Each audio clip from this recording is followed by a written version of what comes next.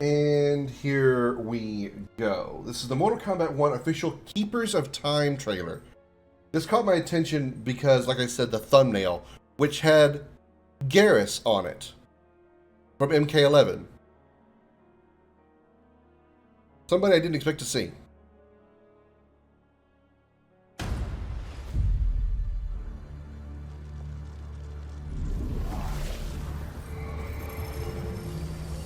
Garrus, my old friend. It's been eons. It's good to see you. Likewise, Lord Liu Kang. He Duty brought Garrus is my back. highest calling.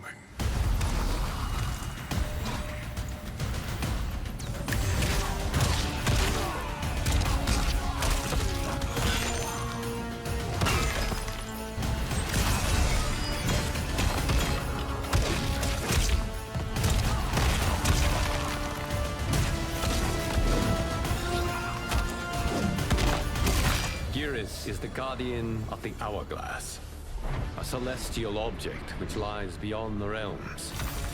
The Hourglass regulates time and destiny.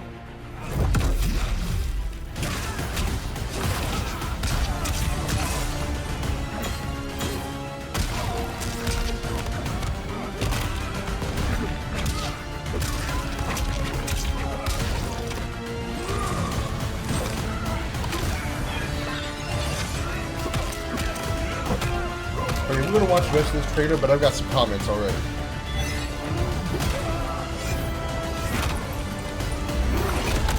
I have watched you with the Hourglass. You are relishing your role as Earthrealm's protector.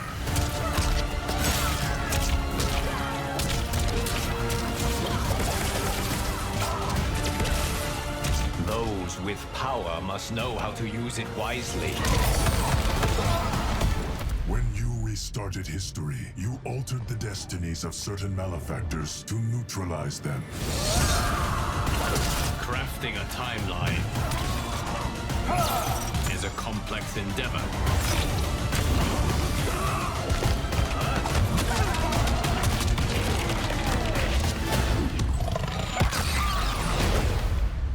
Your vision of peace may already be compromised.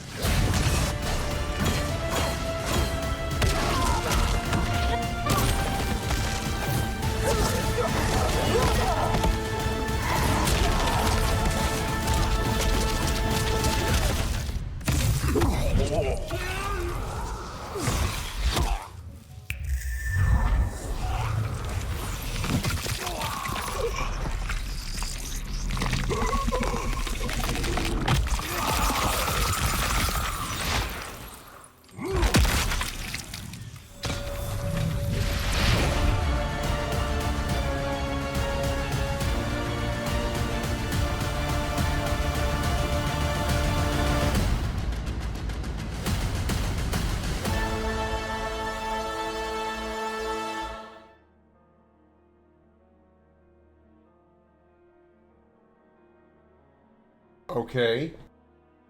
Well, Just calling. first of all, the fact that Garrus is in it is surprising because I didn't think Garrus was that popular a character.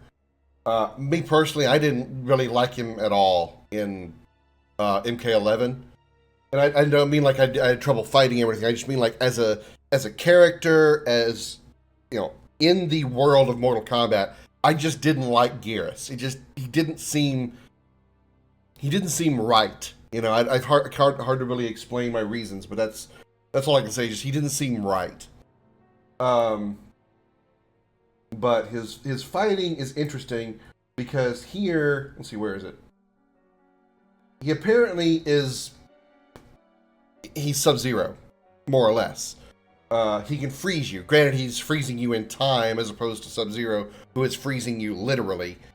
And also, if they keep the consistency the same, whenever you freeze somebody with Sub-Zero, the first hit you connect with takes them out of the freeze. But it looks like here you can freeze them with time and then hit them some more before they come out of freeze. Okay, interesting mechanic, but again, it's basically Sub-Zero's freeze in a slightly different form. I do understand the reason that Geras is here on a level of purpose. Kronika had Geras for the same reasons. Granted, hers was more malicious and malevolent than obviously Liu Kang's will be, but which is probably why he looks so much different. I mean, other than the fact he's not using any of Kronika's technology or anything on his armor, he's themed closer to Liu Kang than Kronika now, for obvious reasons. But the fact that he is back and fulfilling the same role as he did for Kronika, just with a different end goal, is interesting. It's interesting that they did that. So I can't really say it's a bad thing. Some of these are the assists are brutal and interesting, and one of them was something I saw right here. Is the characters they bring in for the assists, the what do they call them?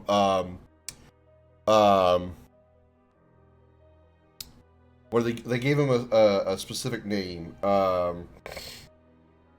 Cameo appearances. So basically they're called cameos. They're cameo fighters. They're a cameo of their original version. And one of them specifically caught my attention starting here. Well, not getting a good look at it here. But I think this is Rain here, the guy with the staff. Pretty sure that's Rain. I mean, look at it. He's purple. He's got water falling all around him. That's got to be Rain. But it was Geras' assist that caught my attention. His cameo character. Right here. It's hard to get a look at him without, really slowing down the video, maybe. But let me see if I can do that. No, not subtitles. The right thing. Go back to 0.25. And see if you guys can get a look at this this cameo fighter. Yeah, there's a pretty good look at him.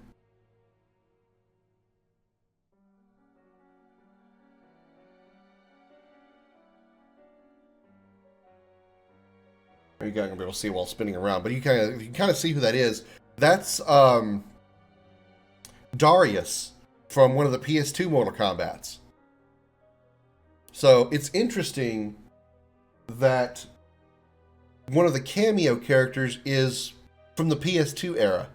One that, again, I don't really know is really that popular. I mean, again, I could be really, really wrong, but I didn't think Darius was really that well known because outside of the PS2 games, he never appears again. So it's interesting that they have the Darius here. Yeah, there's a good look at him. That's a real good look at him. That's definitely Darius. I think this is kind of a cool little X-ray or whatever this is supposed to be here, where you're like on two different sides of time, I guess, and they throw the enemy through, and then they grab them again, and then like slam them against each other. This kind of reminds me a bit of Flash's super move in Injustice 2, where he takes your character, the opposing character, and flies through time and smashes him against a dinosaur, then flies through time in another direction, smashes him into the Sphinx, and then brings him back again to modern day, and a copy, like a time reflected copy, appears at the end of the attack, and they slam against each other. That reminds me. This reminds me of that particular attack.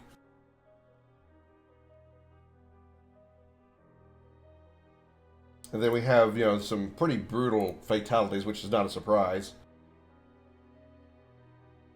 We got some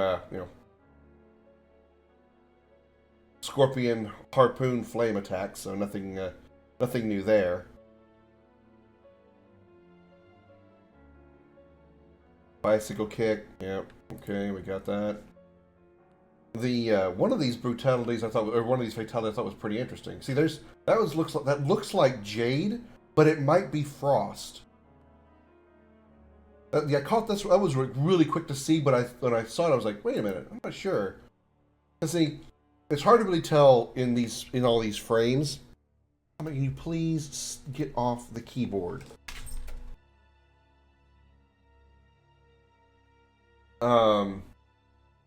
It's hard to really tell in this particular shot here. You guys can't see my mouse, but if you look at her mask, it looks like she's got Frost's mask, and her hair looks like the white frosted hair that Frost has, and it kind of looks bluish, like the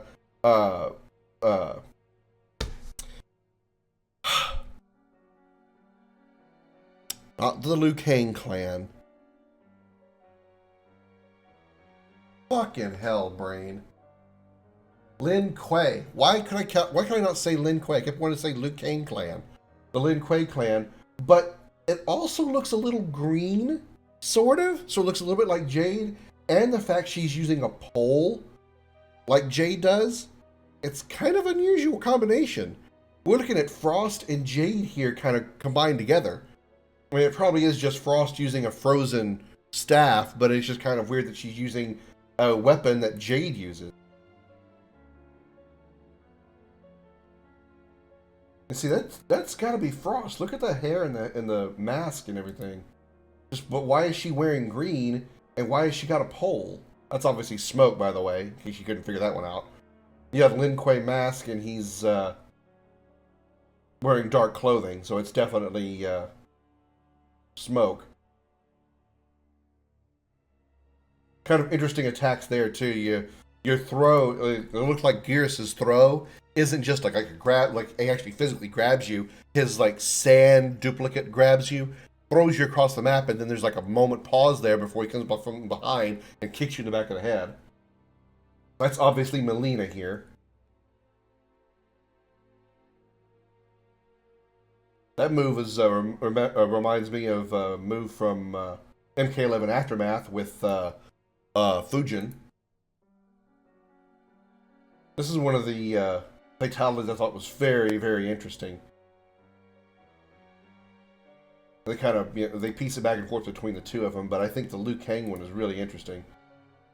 It creates a black hole, and he's like using your body to just be sucked into the black hole. That is like the ultimate brutal right there, man. That's just incredible.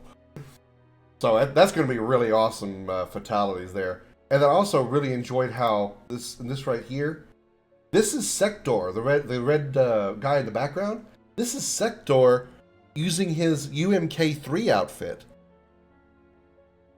We have not seen Sector or Cyrax in this type of outfit since MK4.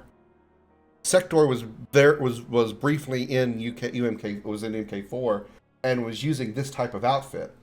Every Sector and Cyrax that we see after that looks very different from this. So I'm actually really glad to see that the cyberized Lin Kuei went back to the UMK3 style outfit, because I really, really liked that outfit. I really did. I thought it was a good combination of ninja and robot, really, in my opinion. So I think this is a really good design. I'm glad they went back to that with Cyrax or with Sector, and I'm assuming Cyrax and Smoke, if they get cyberized as well, are going to look pretty much the same also. And I really do appreciate that. I really appreciate that